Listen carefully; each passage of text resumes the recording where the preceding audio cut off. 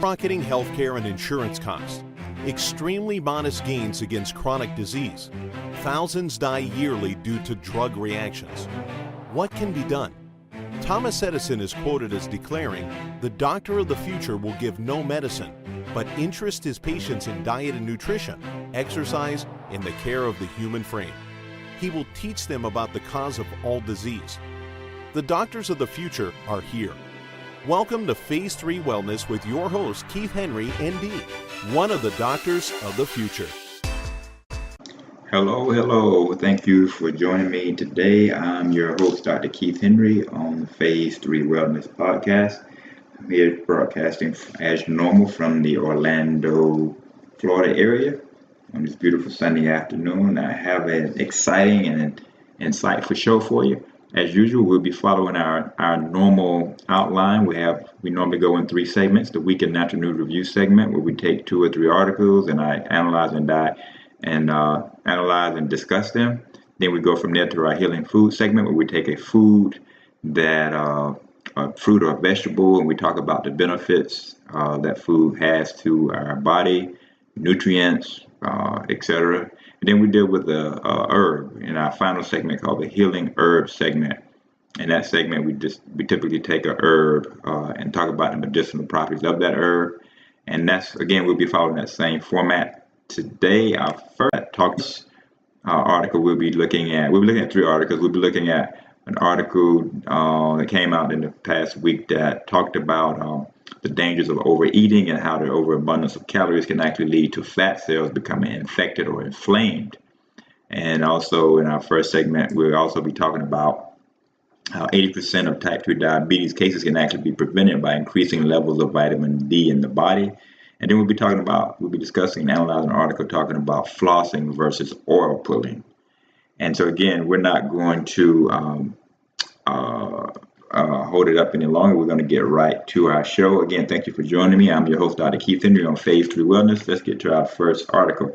Our first article is entitled "Vitamin D Levels Help to Prevent Diabetes," and it is from the website naturalhealth365.com. And the article starts off by pointing out how it's been well established that low vitamin D levels can jeopardize health, leading to immune system malfunctions and a higher risk of cancer. But the article points out further that recent research on vitamin D out of the University of California, San Diego, has found that getting enough vitamin D is crucial to preventing type 2 diabetes in around 80% of the cases.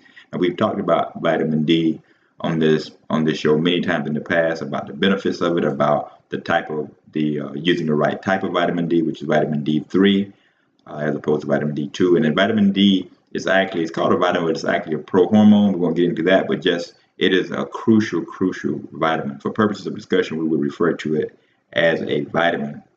Now, the article from naturalhealth365.com goes on to say that type 2 diabetes has become an epidemic in the United States, affecting a staggering 10% of the population right here in the U.S. And so that's over 30. That would put 10% at about more than 30 million adults will have this disease in the United States alone, and 84 million have pre-diabetes symptoms. So that would be a combination of 80 and 30. Just over 100 million people would be affected by diabetes or pre-diabetes. That's not to even mention insulin resistant, which is first is you become insulin resistant, then typically you move to the next stage, which is you become pre-diabetic, and then finally full-blown diabetes. And then the article is going to point out that yet the simple act of getting enough vitamin D, something we should all be doing anyway, could make all the difference in avoiding this condition, i.e. the condition being diabetes. The article points out that this was a 12-year cohort study involving 900 participants, which were assessed for their vitamin D levels and whether or not they developed diabetes. The article goes on to point out how none of the participants had diabetes at the beginning of the study. And so the participants with 30 nanograms per milliliter of vitamin D had only 1/3 the risk of developing diabetes as compared with those who showed vitamin D levels under 30 nanograms per milliliter. The study also went on to show that those with the highest vitamin D concentrations of at least 50 nanograms per milliliter or more show an even lower risk for type 2 diabetes. They were 5 times less likely to get the disease than those with low vitamin D. The research results were published in the journal PLOS1. So again, it went on to point out how the higher the levels of vitamin D that the people had, the less likelihood they had of developing diabetes. The lower levels of vitamin D they had in their system, the greater likelihood they had in developing diabetes. And of course, as this article pointed out, vitamin D levels are far from the only factor in the development of diabetes. Genetics in a small way, dietary and lifestyle choices play a significant role. This is very true. You may have a diabetic propensity, but if you have a healthy lifestyle, you eat healthy, etc., you never actually switch the propensity on. You never hit the light switch. So you may have a propensity, but you never switch the expression of those genes on. A much greater influence is the diet and lifestyle, especially the diet. The article goes on to point out, which I agree with totally, the sun is the best source for vitamin D, but it can also be obtained through diet and, most importantly, supplementation, especially for those who are deficient. It says further that the National Academy of Medicine recommends taking 600 international units of vitamin D per day.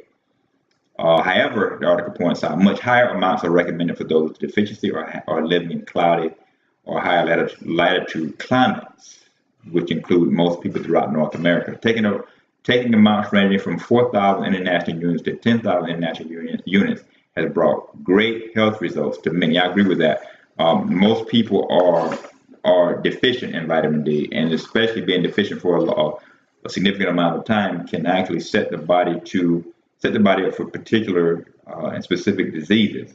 And the higher amounts that you have, it's been established quite clearly, the better overall health you will typically have.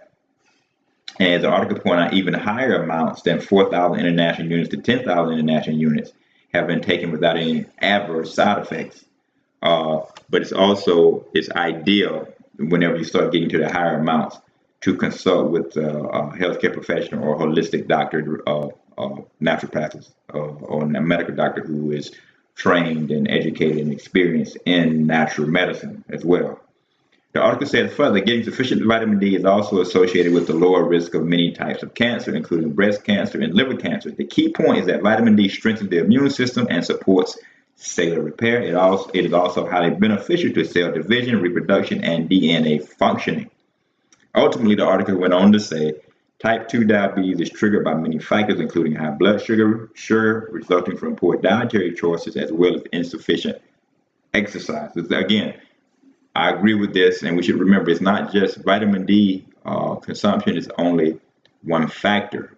We can't just eat, as it points out here, anything and not exercise and expect vitamin D will still be helpful, but you actually will be working against yourself and can be potentially undermining much of the benefit that you can be getting from vitamin D. And so again, it's an interesting article, and I would highly recommend that it's a good idea. It would be a good idea to get your vitamin D levels checked. It's typically not included in your typical blood profile. You may have to pay for it separately. You will have to pay for it separately in most cases, but it's well worth the money spent just to see your levels of vitamin D, to see where you are in terms of your vitamin D levels. It could help you avoid developing the symptoms of some disease or abnormality. This is Dr. Keith Henry. You are listening to the Phase 3 Wellness Podcast. We are still in our first segment, the Week in Natural News Review segment.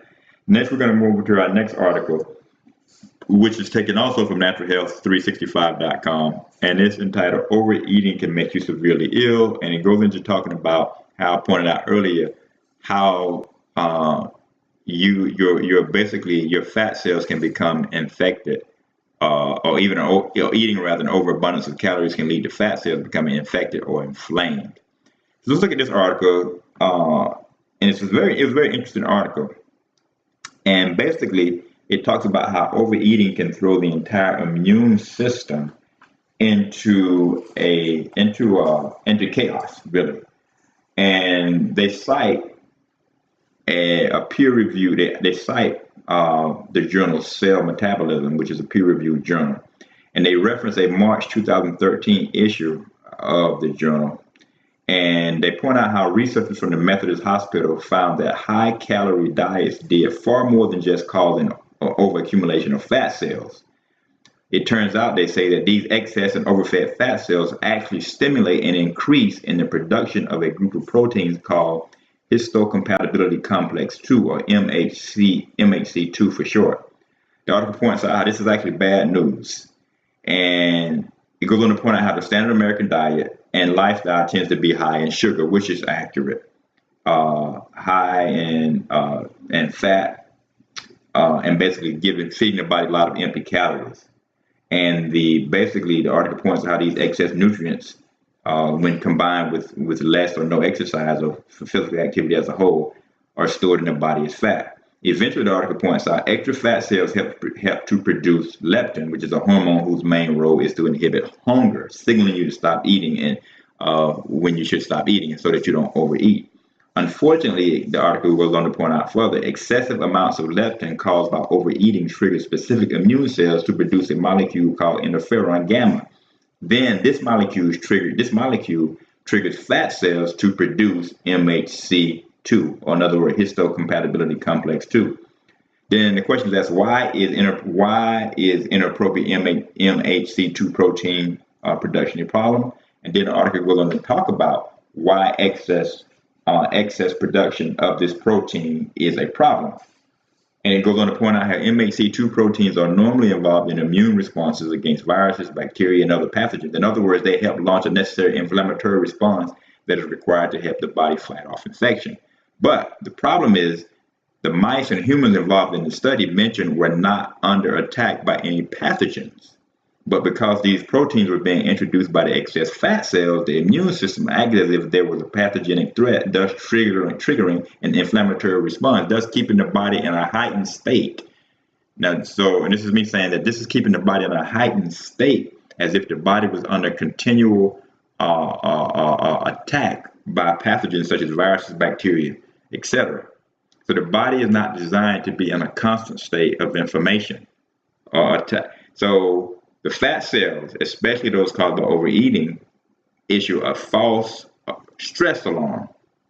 Thus, it signals to the body. Thus, it does by signaling to the body as if it's under attack.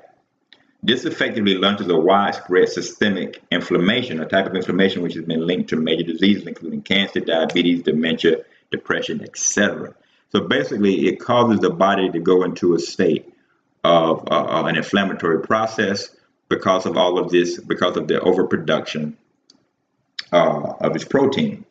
And so the body is like, it confuses the body to make the body think it's been attacked. And really, when it's not been attacked, this is simply about overeating and causing the production of this protein MHC2. So in other words, this is something that can cause the body to go into a state of almost constant inflammation. And you hear about herbs like turmeric being able to help with this. And it's good to take herbs and eat fruits and vegetables that help decrease the tendency for the body to be in a constant state of inflammation. But it's not enough. We also must stop overeating and must stop throwing the body into this state of inflammation unnecessarily. The article goes on to say further, in other words, the global public health crisis of obesity isn't just about being fat and sick, but rather it's about the fact that being fat can literally make you sick. And so basically, it's very interesting to find that when we eat our foods, not only is it the foods that we eat, but it's also the amount of food that we eat. We can eat healthy foods. We can even follow a plant-based diet and eat more than the body can produce, can break down and turn into good blood, etc. And thus we can put the body into a state of sickness. And this is not only the cells becoming inflamed, becoming infected, but there are other problems that are associated with overeating as well. And so, which is wearing out of the pancreas, putting a greater burden on the gastrointestinal tract. And there's just so many issues that can be associated with overeating, and the least is not what we've been talking about today. It's causing the body to go into this altered state, if you will. And once the body goes into this altered state, we throw it into a constant state of inflammation. Again, this is Dr. Keith Henry. You are listening to the Phase 2 Wellness Podcast. We are still in our first segment, the Weekend National News Review. The last article we're going to review in this segment is an article from drax.com, and it's entitled Flossing Doesn't Work. Healthy Mouths Require Oil Pulling Instead. Now, it's interesting. Many people who may not be familiar with oil pulling, we'll talk a little bit more about it in a minute. But I remember a few months back, maybe it was last year, but a few months, maybe it's early this year. A study came out showing that flossing was basically had little to no benefit, and it caused a firestorm amongst many of the dental professionals, oral healthcare professionals. And so this is kind of like what this article is talking about a little bit. So let's look a little closer at this article from drax.com. And he starts off by saying in this article, he says, here's something that is sure to surprise and likely even relieve many adults regarding dental care. He says the benefits of dental flossing have never been studied in great depth at any point, and still to this day have never been proven. He goes on to say further, in an investigation by the Associated Press into the merits of flossing, including a review of 25 studies regarding its protective effects compared to brushing alone, found that the available evidence for flossing is weak, very unreliable, of very low quality, and carries a moderate to large potential for bias. Most study results show that on average, any benefits associated with flossing were so small that they were barely noticeable or helpful. Even the president of the American Academy of Periodontology, specialist in preventing gum disease, acknowledged that the evidence for flossing is weak. The article went on to say further, why then, for the past 40 years, would trusted organizations like the American Dental Association recommend that all children and adults floss regularly? He says further, most of the advice given to the public regarding flossing is based on short-term studies that have limitations as well and biases. He goes on to say further, and while some do show certain benefits of flossing, like helping to reduce bacteria, they haven't been shown to actually help prevent plaque or gum diseases like gingivitis. Another problem, he says, is that manufacturers of floss and other influences within the dental industry have paid for most studies and sometimes designed and conducted this research themselves, which leaves lots of room for biased interpretations. What is something you could? So let's stop there for a moment. It's interesting that we really can't if a industry produces a study or pays for a study or conducts the study themselves, and they have an interest in selling, let's say, dental floss, or interest in their buddies or investors who may own a dental floss company or some other company in that industry. Unless there's outside independent source that's outside of the industry, that is itself not biased, then we really can't accept an industry, without question, telling us, oh, our product that we're selling to you is absolute based upon our own studies. And this is why the Associated Press pointed out that they have at least a moderate to a great influence likelihood, rather, that they would be biased. Dr. Axe goes on to say further, what is something you can do to help prevent and reverse cavities naturally, reduce bacteria in mouth, and possibly prevent gum disease?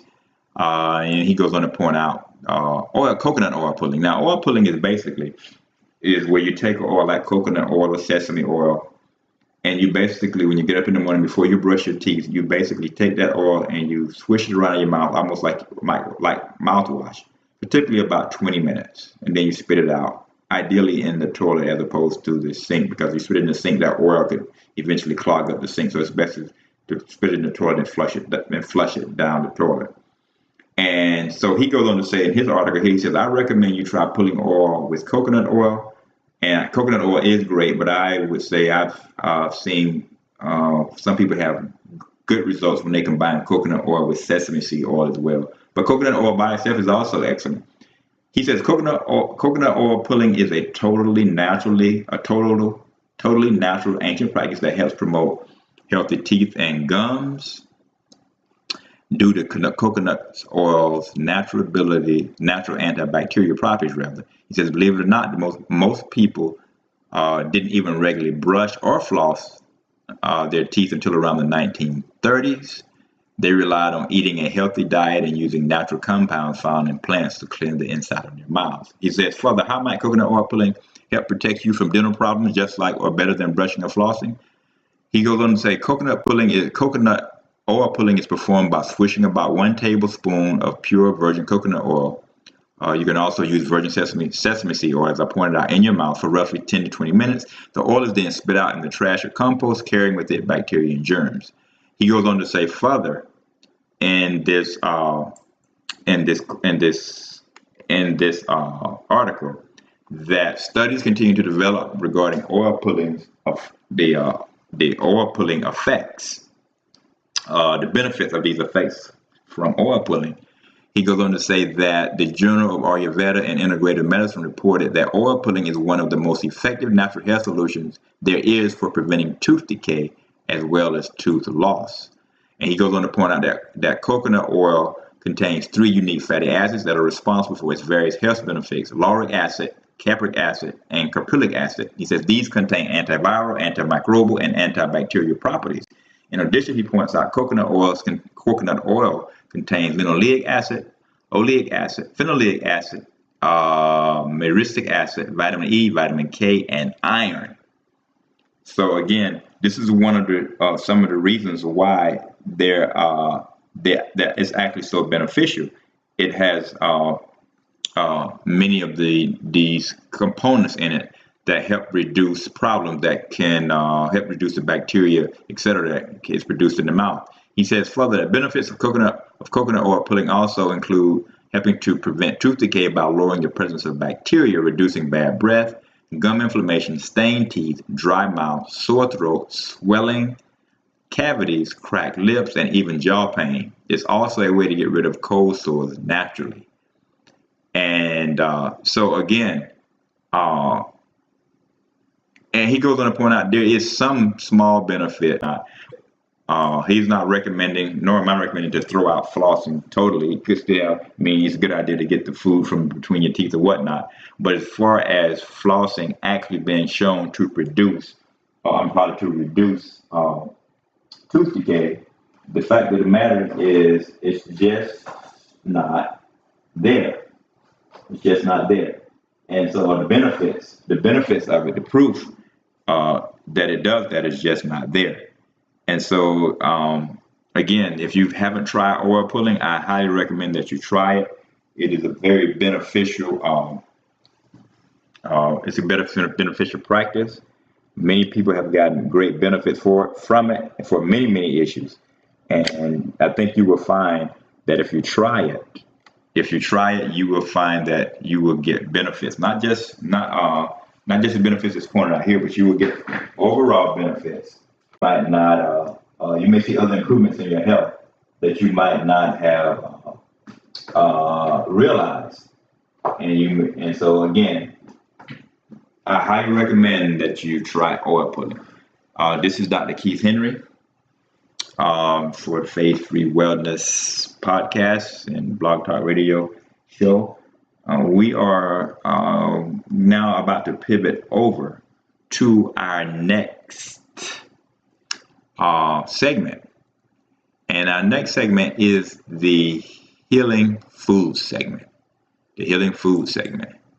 And the food that we're going to be talking about today is definitely one of my favorite foods. And this is the fruit grapes. Now, grapes are indeed a delicious food. And I know very few people that don't like grapes. Most people I know really do like grapes. So, but what are grapes good for? How can they be beneficial to the body? Let's look at some of the things some of the benefits of grapes and why you should, if you don't like them, you should, or if you don't eat them, you should make them, or if you eat them infrequently, you should eat them more frequently and make them a more frequent part of your diet. Now, the 2 most abundant sugars in grapes are glucose and fructose. And we won't get into too much in the weeds, but grapes are also high in vitamins, in a number of vitamins. Their vitamins, especially your B vitamins, they have high amounts of vitamin B6 and they are among the richest fresh fruit in vitamin B6. So they're only surpassed in vitamin B6 by tropical fruits such as avocados, bananas, guavas, and mangoes, etc. They also contain vitamin B1, B2, B3, or niacin. They're present in grapes. So you get many of your B vitamins, your B complex vitamins that are beneficial for your adrenal glands as well as for your nerves. So again, right off the bat, you're getting many of your B vitamins, your B complex vitamins when you eat grapes. Grapes also contain significant amounts of provitamin A, vitamin C, vitamin E. They also have minerals such as potassium and iron, which are the most abundant minerals in grapes, although they also contain other minerals like calcium, phosphorus, as well as copper. Grapes also have fiber, which is good for your gastrointestinal tract. It helps you move, to help you go to the restroom and have a bowel movement more frequently. Grapes also they contain numerous chemical substances that do not fit into any of the classical amounts of nutrients when we talk about how much of this nutrient do we need and how much of that nutrients do we need. They have alkalize the body. They're high in flavonoids, which and other antioxidants rather. And they have these flavonoids. You may have heard of some of them, like quercetin and resveratrol, etc. And these flavonoids basically are very beneficial for your body. Like for instance, resveratrol in your body, it works as a fungicide and as well as an antioxidant, and which can help impede, for instance, antioxidant properties, it can help impede arteriosclerosis. And so not only that, it's also been shown recently to be anti-carcinogen or anti-cancer. So eating grapes, you're getting a food that the Creator has given us that has a very, very high amount and high degree of benefit in it. Also, and when you're dealing with grapes, let's look at some of the specific benefits it has for specific prevention of specific abnormalities or diseases. For instance, grapes are, if you have any cardiovascular issues or you want to prevent cardiovascular issues, grapes are highly recommended for any type of cardiovascular condition. Why? Because they provide energy in the form of simple sugars that the heart muscle uses to contract. Remember, I said the two major sugars in grapes are glucose and fructose. Now, and so they provide energy in the form of simple sugars that your heart needs to contract. And so again, and so when we're thinking about that, who would have thought that just eating a food so simple and so as well as so delicious as grapes would have such a benefit in helping your heart? Grapes are rich, as I said earlier, in potassium, and also they contain calcium and magnesium. Minerals all these minerals are involved in cardiac contractions. So it has the simple sugars, and then you have these minerals that are involved in the cardiac contractions when your heart is contracting, rather. Additionally, grapes contain virtually no sodium or saturated fat, and which are the two primary enemies of the cardiovascular system. Again, so that's one of the things that when we're looking at grapes, anything dealing with cardiovascular disease in general, you want to be eating more grapes, not only for healing, but also for prevention. Now let's talk about grapes as how they apply to coronary artery disease. These arteries that feed the heart muscle suffer stenosis or narrowing relatively frequently due to spasms and as well as to deposits of cholesterol on the wall. So these coronary artery disorders, these are disorders that are caused by, these coronary artery disorders are manifested through angina, which is basically chest pain, or when the blockage of blood flow is permanent myocardial infarction or heart attack. So when you're eating grapes, because of the flavonoid resveratrol that, as I mentioned earlier, produce very beneficial effects on circulation through the arteries in general, as well and more so on the coronary arteries in particular. They actually are vasodilators. In other words, they cause your arteries to expand, thus helping to overcome arterial spasm and increasing blood flow. So it increases the likelihood that you will have heart damage or heart attack. It also, when you're eating grapes, there are many other benefits that you have from eating them. For instance, let's look at because I don't have a lot of. There's so much I could stay on. I could stay on talking about grapes for a very long time. But let's kind of zero in. I'm going to reference. I'm going to have a reference here. I'm going to reference the Encyclopedia of Foods and Their Healing Power. And this is volume 2. Listen to this. Listen what it says here. It says the cardiac patient that eats grapes regularly during the summer and autumn and raisins or grape juice the rest of the year will know how the heart improves in its response to small efforts.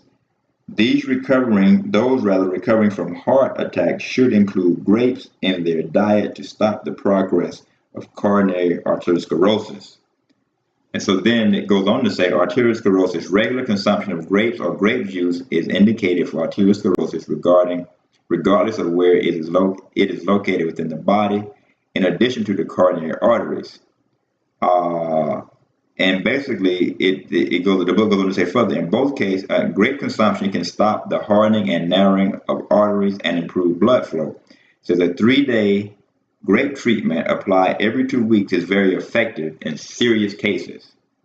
It goes on to say further for thrombosis, which is blood clots. The blood's tendency to form clots within arteries and veins can be reduced by consumption of grapes, grape juice, or raisins. This is particularly important for those who have suffered a stroke or are at risk of one. Then it also refers to anemia. It says grapes are one of the richest fresh fruits in iron because they are more concentrated or much richer in iron, even higher than lamb. So again, many people eat flesh because they say, well, the flesh has this and it has that and the other, without stopping to think how much more beneficial are those things that are more readily available or more readily grow for the human body from the plant kingdom. And it goes on to say in terms of anemia, it says the iron in grapes is non-heming and by itself is more difficult to absorb than the iron in meat. However, its absorption is greatly enhanced when facilitated by the presence of vitamin C found in the grape itself or in other plant-based foods. So think about it, what it's saying is that the iron in grapes would basically be more difficult to absorb, but the Creator has also combined that iron in grapes with vitamin C, which makes it more absorbable for the body. He goes on to say this encyclopedia of foods and their healing power goes on to say further. Grapes are also quite rich in copper, a trace element that facilitates the absorption and assimilation of iron. All who tend toward anemia will notice improvement with the regular consumption of grapes during the summer and autumn months and with raisins during the rest of the year. Then the encyclopedia goes on to point out the benefits gained from eating grapes when it comes to liver disorders. It says grapes activate the detoxifying effect of the liver, increasing bile production. Additionally, grapes facilitate blood circulation in the portal system and thus are of value in cases of cirrhosis and ascites, which is accumulation of fluid in the peritoneal cavity due to portal hypertension. Finally, it points out, I won't go through all of these, but I'll take a couple of more in terms of grapes. It points out hemorrhoids. It says many hemorrhoid cases are fostered by venous congestion in the portal system. As a result, they tend to improve with regular grape consumption. In addition, sitz baths in an extract of grape leaves provides excellent results. Sitz baths is a form of hydrotherapy. We mentioned hydrotherapy on this show before. Maybe in future shows we'll go into a little bit more detail about how to use water in all of its 3 forms to help prevent physical disorders. Using water in its liquid state as water, or as steam, or as ice, and so having a knowledge of hydrotherapy in any type of a healing protocol is great knowledge to have. Uh, Finally, we'll look at two more references, maybe three more because it's short, in the Encyclopedia of Foods and Their Healing Powers. One is intestinal disorders. It says grapes are a mild laxative that relieves chronic constipation due to lazy intestines. They so balance intestinal flora and avoid putrefaction caused by a diet rich in animal proteins. Then with references renal disorders, because of their diuretic and decongestive action, as well as their mineral composition and low levels of protein, grapes are highly recommended in cases of renal failure due to nephritis, nephrosis, or other causes. Finally, gout and excessive uric acid. Grapes are excellent for eliminating uric acid in the kidney due to their alkalizing and diuretic effects. Regular grape consumption as well as grape treatment is particularly beneficial for arthritis, the obese, and those with a diet rich in meat products. Now, I would actually, I advocate getting off of meat products and meat byproducts. It's not easy. I know if you're given to eating meat for a long time, but it's possible. I consumed meat for the first 21, 22 years of my life, so I know that it's possible. I know many others who consume meat for many years of their life. You will feel better. You will have overall better health. I know you hear some people say, well, some people need to eat flesh. Some people, because of their body, different people are different. That's true generally. Generally, we all do have different blood chemistries, but there are basics that work in healing. There are basics that apply to everyone. It's not going to be you're not going to be healthier eating meat as opposed to someone that's eating a plant-based diet and say, well, my body needs flesh, or my body is made so significantly different than everyone else that I function better on flesh than someone that doesn't. That's simply not true. You may get away with it for a while, but sooner or later it catches up with you because you're functioning against the natural laws of the body. And you can only function against the natural laws of the body for a while before it basically catches up with you. So again, that's just something that our healing food today is are grapes, our healing food. And again, those are just there are many other things that grapes can do. And normally when we talk about the healing food or healing herb, we're not trying to go into an exhaustive, detailed breakdown on every little thing. Just giving you some of the benefits of these foods as so far established by science, and not only by even anecdotal evidence that people have seen in themselves from ages, from centuries of eating these healing foods and seeing the benefits directly in the real world setting. My name is Dr. Keith Henry. I'm a naturopathic doctor based in Orlando, Florida. You are listening to the Phase 3 Wellness Podcast. I want to thank you for listening. We will pivot now to our final segment, which is our healing herb segment. And we do this segment similar to the way that we do with our healing food segment, where we take a herb and we just talk about some of the benefits of it. And the herb that we're going to be talking about today is peppermint. Peppermint. Now, peppermint has been one of the popular herbs known since antiquity for its distinctive aroma as well as for its medicinal value. Of course, many people are familiar with it. It's in the family of spearmint, so you may have heard about it, the spearmint gum, etc. And it actually has many healing properties. The herb has basically a characteristic, refreshing, cool breeze sensation, even if you take the leaves and you taste them or touch them, etc. Now, studies have actually shown that peppermint can help with a number of health conditions. It is known to have analgesic, anesthetic, decongestant, astringent, and many other properties: antibacterial, antimicrobial, antispasmodic. It's just like most of the natural remedies that the Creator has given us. It is another one that is full of benefits. Now let's look at some of the benefits that it's been used in natural medicine to help. So it's been found beneficial in the treatment of a lot of different conditions, sometimes by itself, sometimes in combination with other herbs and other remedies. It's been found to help in conditions like people having colds, people having the flu, conditions like sinusitis, dry cough, things like the fever, and especially even when fever with chills, nausea. Nausea is one of the biggest things that's used. It's used in the natural medicine community to help digestive problems, irritable bowel movement or syndrome, menstrual cramps, muscular pains and aches. There's some who even use it for rheumatoid arthritis, acne, itchy, oily, and irritated skin, even for dandruff. Some people have used it for head lice. Others have used it for burns, insect bites, headaches, stress, mood swings, and emotional imbalance in general.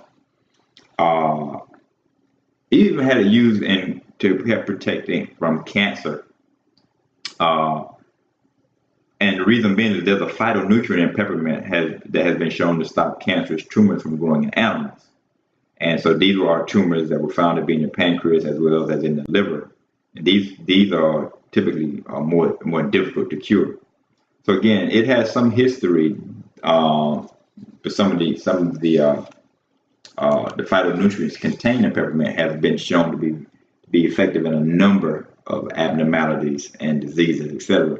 In fact, there was a 2009 study that found that if you inhale essential oil of peppermint, it was able to actually rapidly regress tuberculosis inflammation, leading the authors in that study to conclude that, quote, this procedure may be used to prevent recurrences and exacerbation of pulmonary tuberculosis.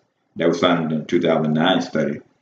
Now, peppermint, as I said earlier, is used in cold has been used as a cold and flu remedy. And studies have actually shown as well that it can actually kill bacteria and viruses. It also has a calming as well as a numbing effect. In other words, it can dull the pain of an aching body. Remember, peppermint has menthol, and it effectively can thin mucus and break up phlegm, which is basically contribute to that. Mucus and phlegm is an indicator of inflammation, and then not only an indicator of inflammation, but a promoter of it as well. And so peppermint can actually provide relief from coughs as well as congestions. And so again, because it contains menthol, which is basically, you'll find menthol is one of the ingredients you find in like these rub like Vicks, etc. Now, peppermint is an excellent source of minerals. We talk about how the Creator has put these nutrients in these foods and these herbs. So just peppermint is no exception. It has potassium, it has calcium, it has iron, it has manganese, it has magnesium, and of course potassium. And it's just when you think about it and you look at these minerals, think about for a moment. Let's take potassium. 100 grams of the fresh herb contains about probably 560 milligrams of potassium. So potassium, remember, is an important component of cell and body fluids that help control heart rate as well as your blood pressure. Then you have manganese and copper, as I said, they're both contained in peppermint, and they work as cofactors for the antioxidant enzyme superoxide dismutase. Again, so you're like, what is that? It's basically antioxidant enzyme. Now we'll look at a couple of other things that peppermint can do and how it can benefit your body. There are some older studies that talk about how peppermint helps irritable bowel syndrome, and these studies suggest that peppermint oil does not affect IBS. Most research shows that taking peppermint oil by mouth reduces stomach pain, bloating, gas, and bowel movements in people with irritable bowel syndrome. Now, we'll caution to be careful because sometimes I work with people who've had Crohn's, and sometimes the peppermint can be, depending on the person, can be a bit much for them, depending on how much they're taking. So that's just something to be aware of. Now again, peppermint has also been used by some people to help relieve a stuffy nose. And why? Because one of the two biggest active ingredients in peppermint is menthol, and so this is the compound that gives so many of those over-the-counter cough and cold remedies that minty smell that they have. Actually, though, there's little evidence sniffing this stuff actually clears your nasal passages, but it seems to trick your brain into thinking it does. It's just some of the research shows. But people do report greater perception of an unstuffy nose, even if little physical change has actually occurs after inhaling these minty products. So again, I would say you could use it you could steam it, use it in, like I said earlier, you can use it in the context of hydrotherapy where you may put some peppermint oil and do steam inhalation. It may may or may not work to the extent that you want it, but again, you have to remember certain herbs work for certain they have certain applications, and not every herb works for everything. This is why it's important to either do significant study or work with a naturopath or herbalist or someone who's familiar with working, and they can tell you the best application for certain herbs. Because just because you may be able to use one herb and one way for a particular issue doesn't mean that you'll be able to use that same herb and get the same level of effectiveness if you were using it for a different issue. So again, that's very important to understand. I don't want to say this as well. There's no one magic bullet herb or nutrient. So if you hear that everyone say, okay, this particular supplement works, it's an all cure. There are some good supplements on the market. But if you hear someone tell you that there's one supplement that works for everything, every abnormality, run away, because that's not true. If people who are actually real world practitioners will know that's not the case. So again, now taking peppermint oil by mouth, some people have found together with caraway oil actually seems to help reduce feelings of fullness as well as stomach spasm. There's a specific combination product containing peppermint with caraway oil seems to improve symptoms of heartburn, including severity of acid reflux, stomach pain, cramping, nausea, as well as vomiting. So again, also some people have used peppermint for headaches. Peppermint oil may help relieve tension, headache pain. For headache pain, try rubbing a few drops on your wrist or sprinkling a few drops on a cloth, inhaling the aroma or rubbing it on your temple and forehead. Many people have got significant relief by rubbing peppermint oil directly on their temples. In fact, there's been some research that has actually even indicated that peppermint oil may be just as effective as taking Tylenol when it comes to pain, without the risk that you get of liver damage from taking these over-the-counter drugs like Tylenol. So again, it's interesting to think that the Creator has given us these herbs and these foods that actually have such great healing capacity that we can get the same benefit of taking synthetic drugs without the risk that come with them. Now, point out one other thing too, that peppermint is known to relax constricted muscles. Therefore, drinking 1 cup of peppermint tea, say 2 to 3 times a day during a menstrual cycle, may help soothe menstrual cramps. I've seen this done with other nutrients. Just as an aside, you can do this with magnesium, liquid magnesium, the same thing. You're having severe menstrual cramps, you take a tablespoon or 2 of magnesium oil, liquid magnesium rather, and with typically the pain will stop in about 20 minutes. And if it doesn't, take another 2 tablespoons, and after that you should be okay. You can get similar, as I just pointed out, results with peppermint because it's known to relax constricted muscles. And so by drinking 1 cup of the peppermint tea again 2 or 3 times a day during the menstrual cycle may help soothe your menstrual cramps if you are a female that have them, which is typically menstrual cramp pains are typically a sign of estrogen dominance. So that means you need to work on your underlying cause and balancing your hormones. But for the immediate pain, maybe some peppermint tea or even some magnesium, liquid magnesium, can help you. Now, I'll start right there with peppermint. Maybe I can continue with peppermint then next week on our next show, because there's a lot more to talk about. There's a lot more benefits that I want to get into with regard to peppermint. More detail, a little bit more detail. But peppermint is actually a very beneficial herb. You have been listening to Phase 3 Wellness. I am your host, Dr. Keith Henry. I want to thank you for listening to our show today. Be sure to join us every week here. And again, if you didn't catch the beginning of the show, you can catch the show on many different platforms, from Blog Talk Radio to Facebook to phase3ministries.com website to we're on about 13 platforms. So again, iTunes, et cetera, et cetera, et cetera. And thank you for joining me. Remember, listen again. You'll be surprised at what you missed the first time after you listen again. And again, it is time for us to close out. You've been listening to Phase 3 Wellness. I'm your host, Dr. Keith Henry. Until next time, God bless.